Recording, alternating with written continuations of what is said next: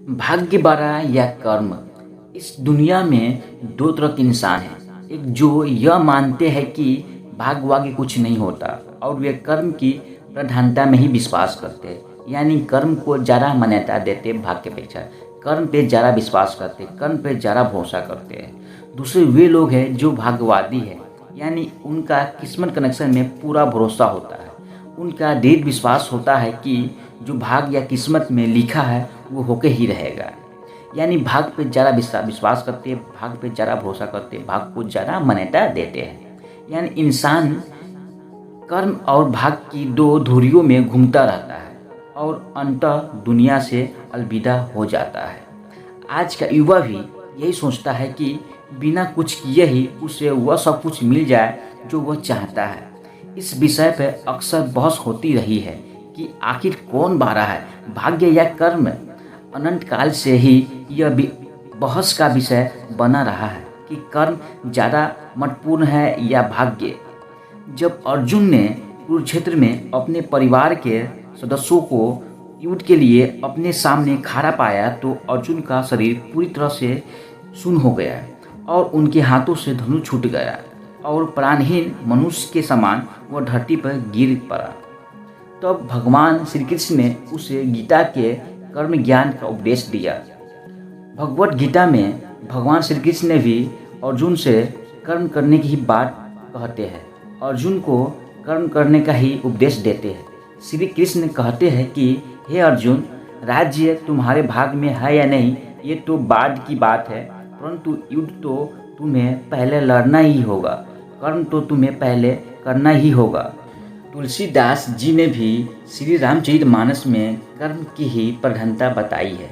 कर्म प्रधान विश्व करी राखा, अर्थात युग तो कर्म का ही है, प्रधानता तो कर्म की ही है।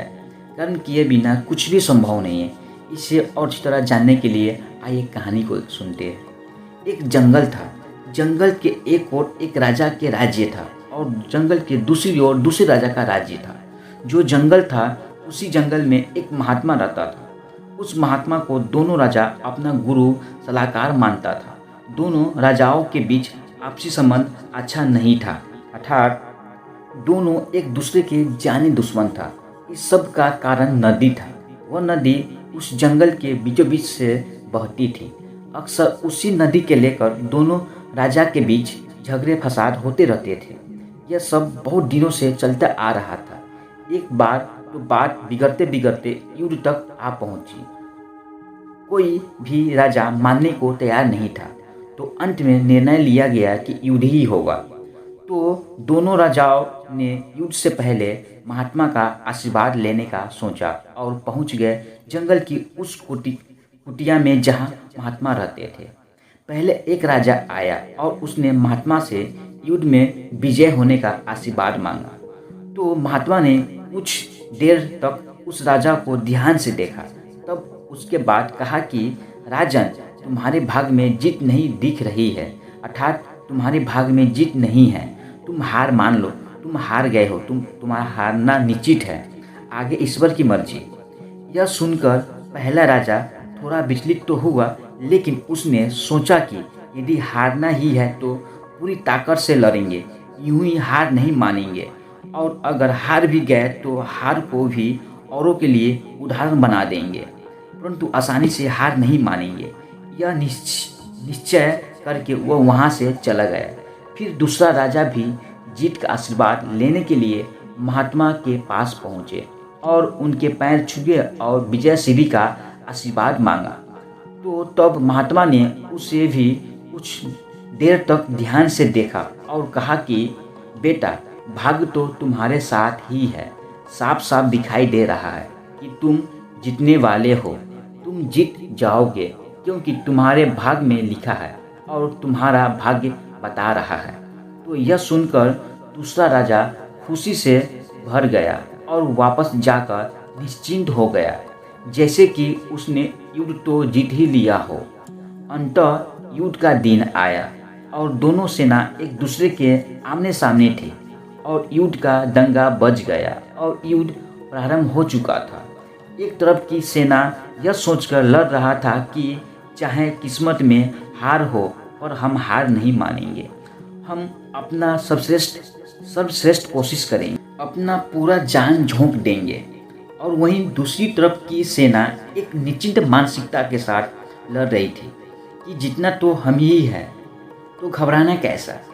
लड़ते लड़ते दूसरी सेना के राजा के घोड़े के पैर का नाल निकल गया और घोड़ा लड़खड़ाने लगा, पर राजा ने ध्यान ही नहीं दिया, क्योंकि उसके दिमाग में एक ही बात चल रहा था कि जब जीत मेरे भाग में ही है तो फिर किस बात की चिंता। कुछ ही क्षण बाद दूसरे राजा का घोड़ा लड़खड़ा कर गिर गया, जिससे राजा भी जमीन पर गिर गया और घायल हो गया और वह दुश्मनों के बीच घिर गया। पहले राजा के सैनिकों ने उसे बंधक बना लिया और उसे अपने राजा को सौंप दिया। युद्ध का निर्णय हो चुका था।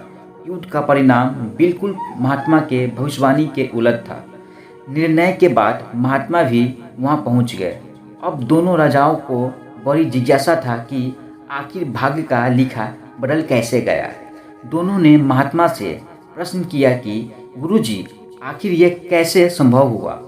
तब महात्मा ने मुस्कुराते हुए उत्तर दिया, राजन, भाग नहीं बदला, वे बिल्कुल अपनी जगह सही है, पर तुम लोग बदल गए हो।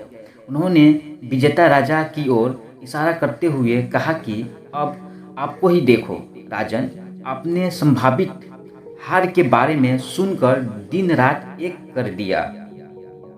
सब कुछ भूलकर आप जबरदस्त तैयारी में जुट गए, यह सोचकर कि परिणाम चाहे जो भी हो पर हार नहीं मानूंगा। खुद हर बात का ख्याल रखा, खुद ही हर रणनीति बनाई, जबकि पहले आपकी योजना सेनापति के द्वारा बनाया गया था। अब महात्मा ने पराजित राजा की ओर इशारा करते हुए कहा कि राजन, आपने तो युद्ध से पहले ही जीत का जश्न मनाना शुरू कर दिया था। आपने तो अपने घोड़े की नाल तक ख्याल नहीं रखा, तो फिर इतनी बड़ी सेना को कैसे संभालेंगे और कैसे उनको कुशल नेतृत्व करेंगे। और हुआ वही जो होना लिखा था। भाग नहीं बदला, पर जिनके भाग में जो लिखा था उन्होंने ही अपना व्यक्तित्व बदल लिया। फिर बेचारा भाग्य क्या करता। दोस्तों, हमें इस कहानी से यह सीख मिलती है कि भाग उस लोहे की तरह वहीं खींचा चला जाता है जहां कर्म का चुंबक हो। हम भाग्य के अधीन नहीं, हम तो स्वयं भाग का निर्माता है। यह सत्य है कि भाग भी उन लोगों का ही साथ देता है जो कर्म करते हैं। तो खत्म हुआ। चलिए, bye, see you, best of luck.